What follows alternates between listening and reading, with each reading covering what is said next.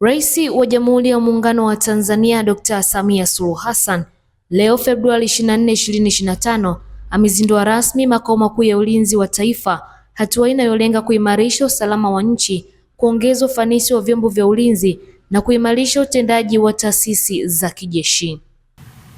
Ndugu viongozi, maafisa na maaskari, makao makuu haya ya ulinzi wa taifa ni alama ya ukomavu wa kielelezo cha uwezo wetu kama taifa wa kupanga, kuamua na kutekeleza miradi mikubwa kwa kutumia fedha zetu na wataalamu wetu wa ndani. Huu ni msingi muhimu wa uhuru wa maamuzi na heshima kwa taifa letu. Tukilinganishwa na wengine ndani ya Afrika, tutakuwa kati ya nchi zilizotoa kipaumbele na heshima kubwa kwa shughuli za ulinzi. Majengo haya yasitupe fahari tu kuwa nayo. Jengo zuri kubwa limependeza, lakini kuna fezi mbili nyingine zinakuja kuongezea ukubwa na uzuri wa jengo hili. Sasa isiwe tu ni fahari yetu, bali majengo haya yatumike kuimarisha na kusimamia ulinzi wa taifa letu. Yatumike kama kituo cha fikra, uchambuzi wa kitaalamu na uratibu wa kisayansi wa mikakati na shughuli za ulinzi zinazoendana na wakati tulionao, pamoja na majukumu mengine ya ulinzi wa taifa letu. Mambo hayo ni ya msingi kwa kuwa mazingira ya kiusalama ya dunia kwa wakati tulionao hayalindwi kwa silaha peke yake, bali nyenzo muhimu ni upatikanaji, uchambuzi na matumizi ya taarifa, teknolojia, mifumo ya mawasiliano na mbinu za kisasa zinazohitaji ubobezi wa kitaalamu na weledi wa hali ya juu, mambo ambayo nataka nikiri kwenu, nilipotembelea hili jengo niliyaona yako pale ndani. Tunahitaji kuongeza, lakini tayari tumeanza. Mambo hayo yako pale ndani. Hivyo ni imani yangu kwamba ujenzi wa awamu mbili zinazofuata zitakwenda kuzingatia haya niliyoyaeleza na kuongeza nguvu kwa yale ambayo tayari yapo pale ndani. Ahadi yangu kwenu kama Amiri Jeshi Mkuu ni kuhakikisha kuwa awamu zilizobaki zinakamilishwa. Ndugu viongozi, makamanda na wapiganaji, tarehe 15 Disemba mwaka jana nilipewa heshima ya kufungua mkutano wa 9 wa mkuu wa majeshi ya ulinzi na makamanda mkoani Tanga pale kwenye kituo chetu cha SCUA. Mkutano ule ulibeba kauli mbiu inayosema ulinzi imara na amani ndio msingi wa maendeleo ya nchi yetu.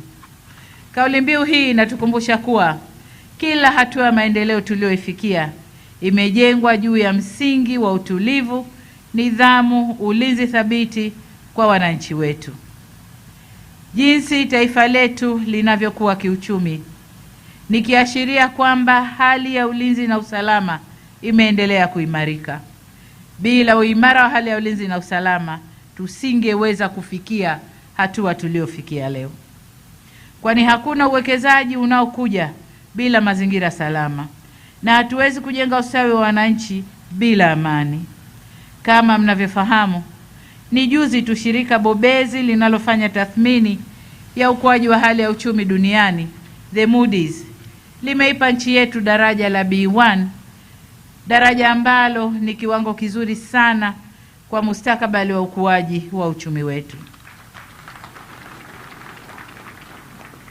Na kila tunapokuwa kiuchumi, uwekezaji katika sekta ya ulinzi ni suala lisiloepukika kutokana na umuhimu wake kwa mustakabali wa taifa, kimaendeleo na ustawi wa wananchi kwa ujumla. Hivyo serikali yetu itaendelea kuliwezesha jeshi letu kuwa na mazingira bora ya kazi ili liwe tayari wakati wote kutekeleza majukumu yake kwa ufanisi.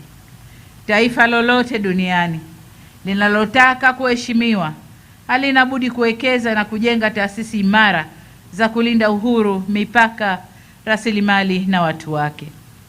Ndugu viongozi, makamanda na wapiganaji, kabla sijahitimisha hotuba yangu, nipende kusisitiza tena kuwa majengo haya mapya ni nyenzo tu ya kutekeleza majukumu yetu, lakini nguvu ya jeshi haitokani na majengo wala vifaa peke yao.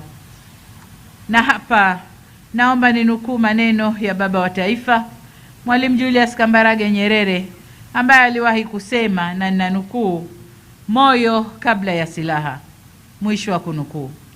Kauli hiyo ya moyo kabla ya silaha inatukumbusha kwamba msingi wa jeshi imara ni moyo wa kizalendo, nidhamu, weledi, utii na dhamira safi, uadilifu na uaminifu wa askari wake kwa taifa na watu wake.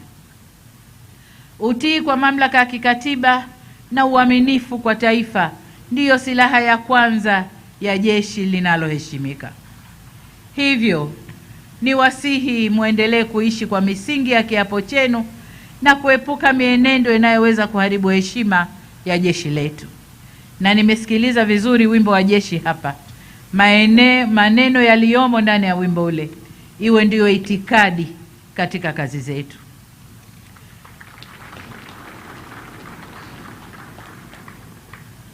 Taifa lina imani nanyi, na imani hiyo ni dhamana kubwa mliopewa na Watanzania.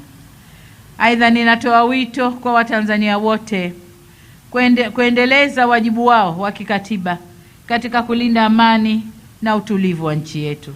Hii ni Finu Media na jina langu ni Edita Chiwaligo.